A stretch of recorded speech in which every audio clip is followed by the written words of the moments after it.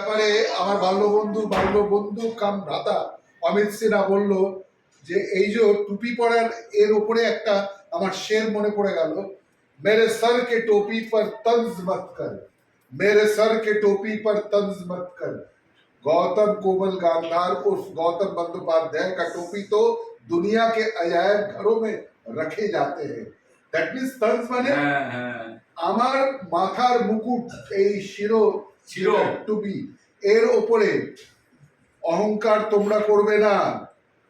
আর এই টুপি গৌতম কোমল গান্ধারের টুপি তো সারা পৃথিবীর মিউজিয়ামে রাখা থাকে, তাই না? সবাই জানে বড় বড় যাদের। হ্যাঁ, मेरे सर के टोपी पर तंज मत कर, ব্যঙ্গ মত করো, ব্যঙ্গ করো না, পরিহাস করো না।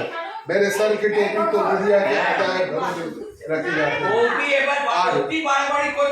আর এই যে এত সুন্দর এই আমরা এসে আজকে আনন্দ উপভোগ করছি, এই অতুলনীয়। হ্যাঁ, আর অমিত সিনহা বলছে না টুপি, তো আজকে এই ব্যাপারে বলে দিই, সারা পৃথিবীর মানুষ এক অপরকে কি করে টুপি পরাবে এই ব্যাপারে লোকে একেবারে আগ্রাসী হয়ে আছে কলকাতাতে বিশেষ করে।